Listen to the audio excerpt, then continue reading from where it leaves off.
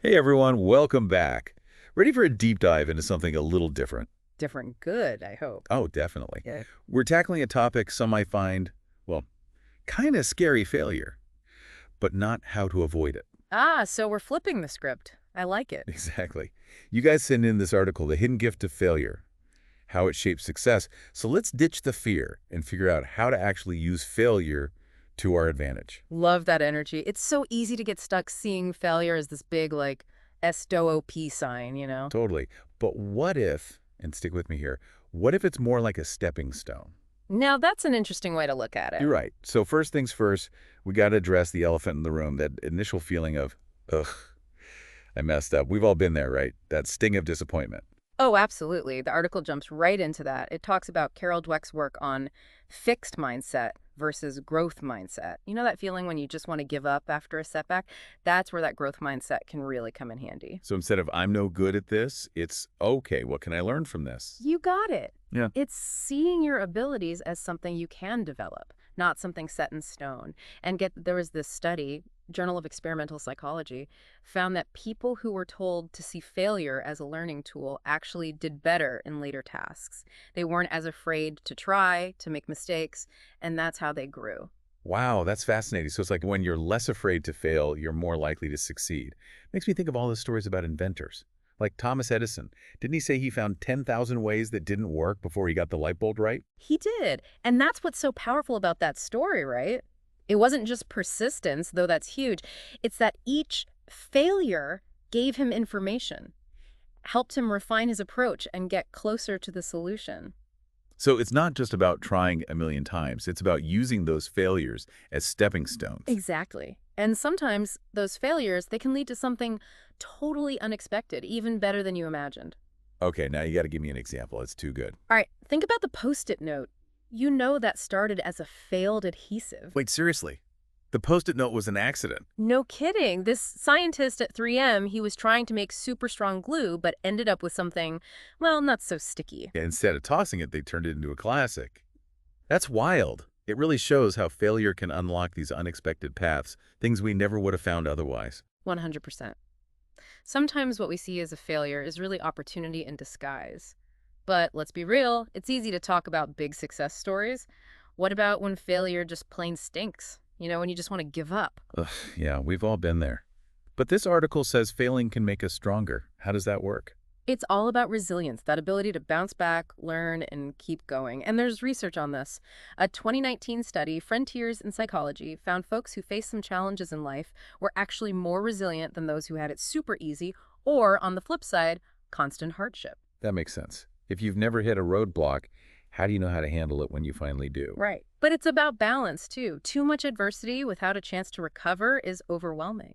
It's got to be about learning and growing from those experiences, no matter how tough. So it's like we're toughening ourselves up, getting ready for whatever life throws our way. But let's be honest, no one actually likes failing, Yeah. right? So how do we make sure we're actually learning from those screw-ups, not just repeating them? That's the million-dollar question, right?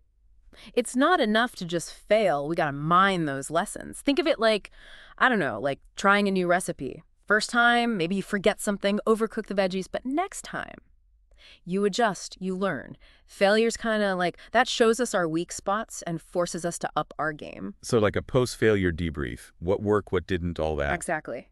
And sometimes that failure, it's a total turning point, big growth spurt.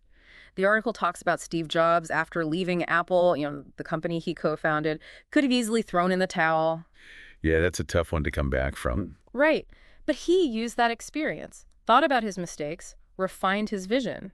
And when he went back to Apple, boom, iPod, iPhone, all those iconic products. Oh, I never knew those came after such a huge setback for him. Puts things in perspective. But, okay, this all sounds great in theory, but how do we actually do it? How do you get over that fear of failing and actually embrace it?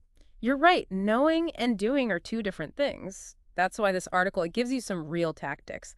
The first one, and maybe the most important, is thinking of failure as feedback, not the end of the world. So instead of I'm a failure, it's, okay, this didn't go as planned, but what have I learned? Bingo. It's about shifting from that fixed mindset to a growth mindset. And part of that, setting small, doable goals. That can be huge, especially when you're feeling blah or overwhelmed. I could see that. Smaller wins to keep it going. For sure. It's about recognizing progress even when there are hiccups. And you know what else can make a world of difference? Having people in your corner. Like your own personal cheer squad. Exactly. People who get it, who get the whole failure is part of the process thing, friends, family, mentors, whoever. Having that support system, it gives you encouragement, a fresh perspective, a little boost when you need it most. Like that saying, if you want to go fast, go alone. If you want to go far, go together. Speaking of support, what about that inner voice, the one that's like, you're not good enough, especially after a mess up? Tell me about it. That voice can be brutal. That's where self-compassion comes in. Self-compassion. That's a tough one, I gotta say. Easy to beat yourself up, especially when you're down. Absolutely. But we got to remember, messing up, it's part of being human. Yeah. Everyone does it. It's how we learn. So we gotta cut ourselves some slack, right? It's okay to feel bummed, frustrated, but don't let it totally derail you. Be your own cheerleader. Exactly. Let yourself feel those feelings, don't judge them, and then ask, okay, what did I learn and where do I go from here? And here's the cool part. This isn't just about us as individuals, it's about changing how we view failure as a whole society. Oh, yeah. Like how some schools are ditching the whole traditional grading thing and focusing on building that growth mindset. Exactly. It's less about right and wrong, more about trying things out, being curious, learning from mistakes. And businesses are catching on too. Companies, even big ones like Google, they're actually building failure into how they innovate. Wait, seriously? They're like, go fail. Kinda, yeah. They want people to experiment, take risks, knowing that not every idea is a slam dunk. They get that those so-called failures often lead to the really big breakthroughs. So they're not afraid of failure. They're using it to be more creative. Exactly. And that's a big takeaway for all of us, right? Whatever we're trying to do, whether it's personal growth, work stuff, or even just making the world a better place, this idea that failure isn't the opposite of success, but part of it, that's how we unlock our potential. It's like we've had it all wrong. Don't fear failure. Embrace it. Learn from it. Let it push you forward. You nailed it. Hmm. And remember, this doesn't mean going out of your way to fail. It's about shifting your thinking, getting back up when you fall, developing that growth mindset so you can learn and grow from those bumps in the road. We all hit them. So as we wrap up this deep dive on failure, what's the one thing you really want our listeners to walk away with? If you remember just one thing, let it be this. Failure is not the enemy.